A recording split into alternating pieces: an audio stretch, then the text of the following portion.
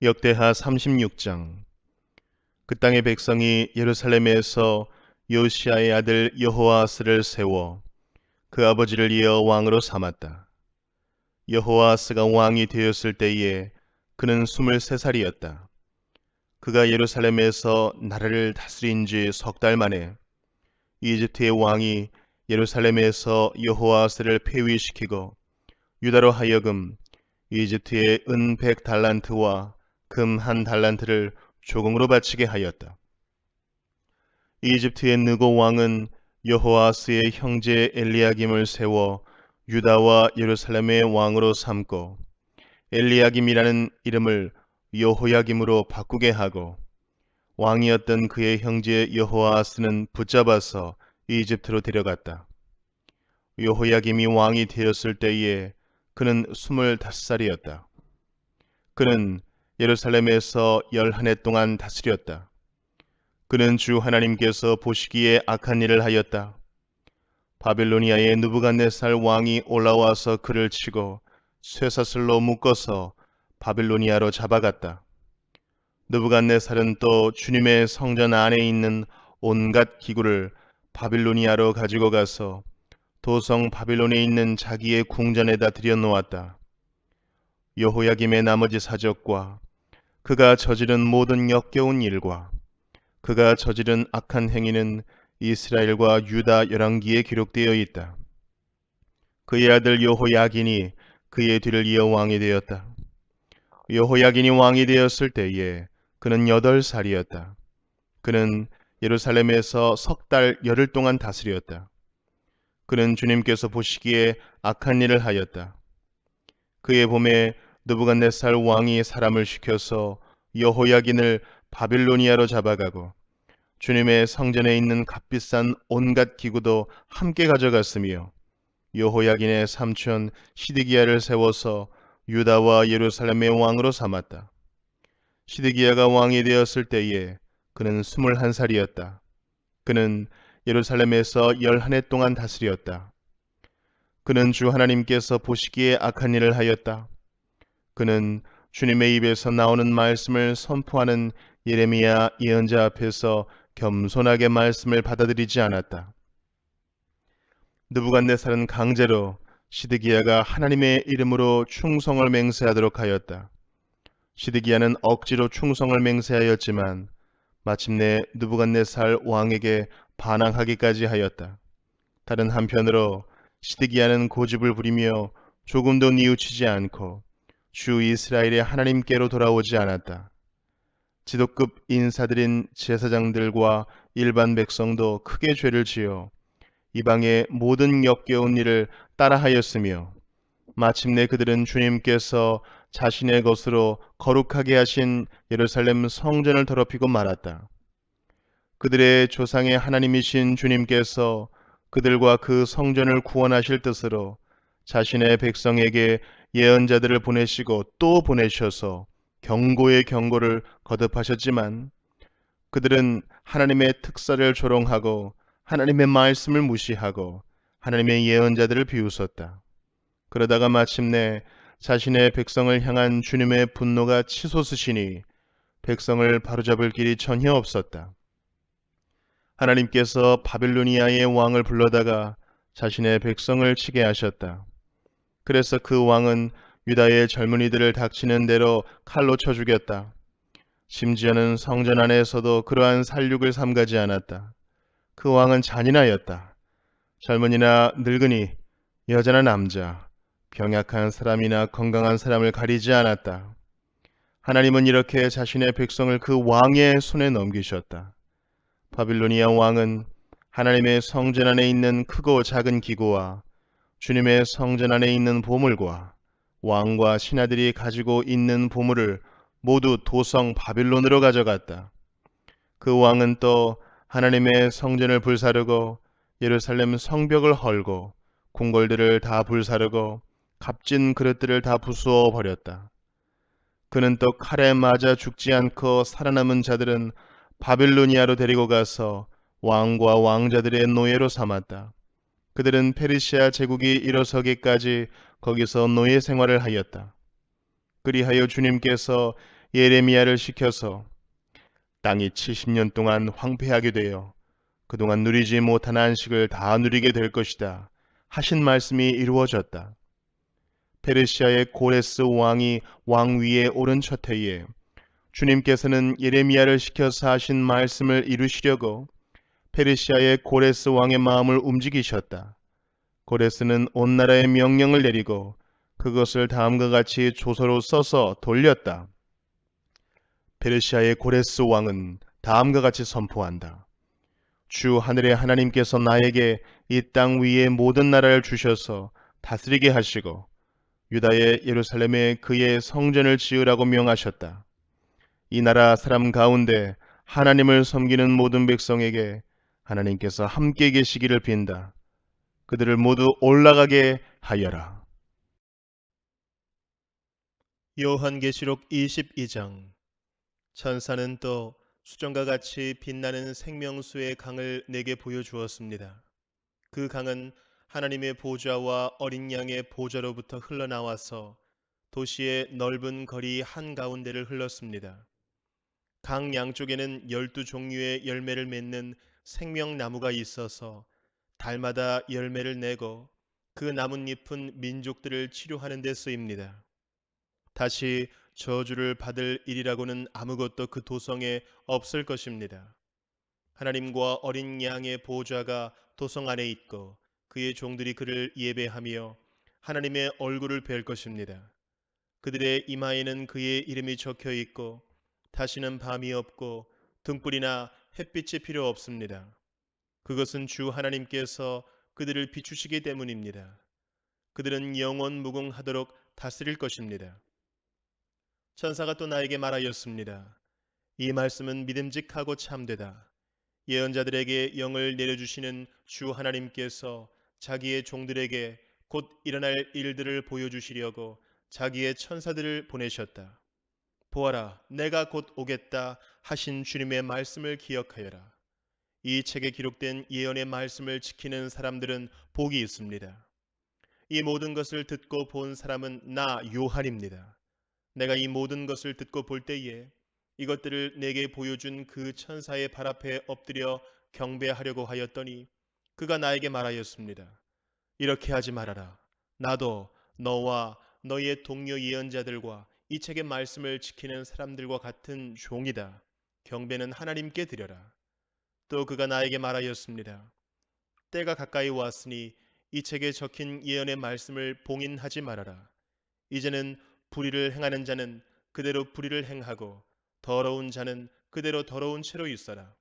의로운 사람은 그대로 의를 행하고 거룩한 사람은 그대로 거룩한 채로 있어라. 보아라, 내가 곧 가겠다. 나는 각 사람에게 그 행위대로 갚아주려고 상을 가지고 간다. 나는 알파며 오메가, 곧 처음이며 마지막이요 시작이며 끝이다.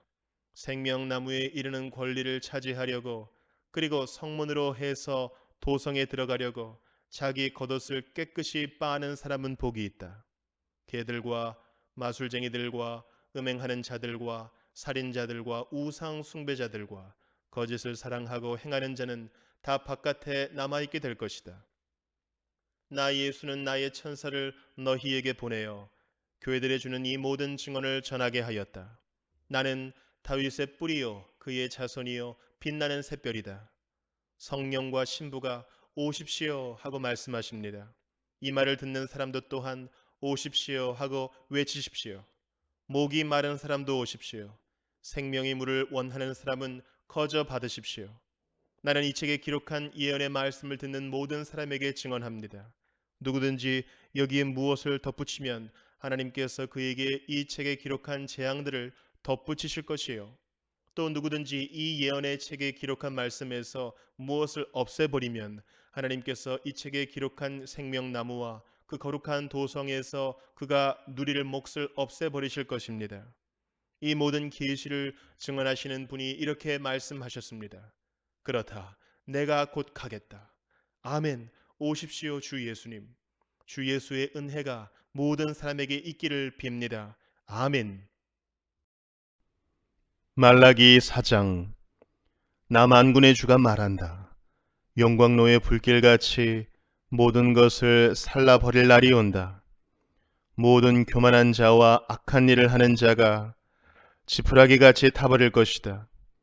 그날이 오면 불이 그들을 살라서 그 뿌리와 가지를 남김없이 태울 것이다. 그러나 내 이름을 경외하는 너희에게는 의로운 해가 떠올라서 치료하는 광선을 발할 것이니 너희는 외양간에서 풀려난 송아지처럼 뛰어다닐 것이다. 내가 이 일을 이루는 그날에 악한 자들은 너희 발바닥 밑에서 재와 같이 될 것이니 너희가 그들을 짓밟을 것이다. 나 만군의 주가 말한다. 너희는 율법 곧 율례와 법도를 기억하여라. 그것은 내가 호렙산에서 내 종 모세를 지켜서 온 이스라엘이 지키도록 이른 것이다. 주의 크고 두려운 날이 이르기 전에 내가 너희에게 엘리야 예언자를 보내겠다. 그가 아버지의 마음을 자녀에게로 돌이키고 자녀의 마음을 아버지에게로 돌이킬 것이다. 돌이키지 아니하면 내가 가서 이 땅에 저주를 내리겠다.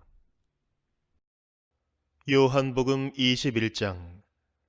그 뒤에 예수께서 디베랴 바다에서 다시 제자들에게 자기를 나타내셨는데 그가 나타나신 경위는 이러하다. 시몬 베드로와 쌍둥이라고 불리는 도마와 갈릴리 가나 사람 나다나엘과 세베대의 아들들과 제자들 가운데서 다른 두 사람이 한 자리에 있었다. 시몬 베드로가 그들에게 말하기를 나는 고기를 잡으러 가겠소 하니 그들이 우리도 함께 가겠소 하고 말하였다. 그들은 나가서 배를 탔다. 그러나 그날 밤에는 고기를 한 마리도 잡지 못하였다. 이미 동틀 무렵이 되었다. 그때 예수께서 바닷가에 들어서셨으나 제자들은 그가 예수이신 줄을 알지 못하였다. 그때 예수께서 제자들에게 물으셨다. 얘들아, 무얼 좀 잡았느냐? 그들이 대답하였다. 못 잡았습니다. 예수께서 그들에게 말씀하셨다. 그물을 배 오른쪽에 던져라. 그리하면 잡을 것이다. 제자들이 그물을 던지니 고기가 너무 많이 걸려서 그물을 끌어올릴 수가 없었다. 예수가 사랑하시는 제자가 베드로에게 저분은 주님이시다 하고 말하였다. 시몬 베드로는 주님이시라는 말을 듣고서 벗었던 몸에다가 겉옷을 두르고 바다로 뛰어내렸다. 그러나 나머지 제자들은 작은 배를 탄 채로 고기가 든 그물을 끌면서 해안으로 나왔다.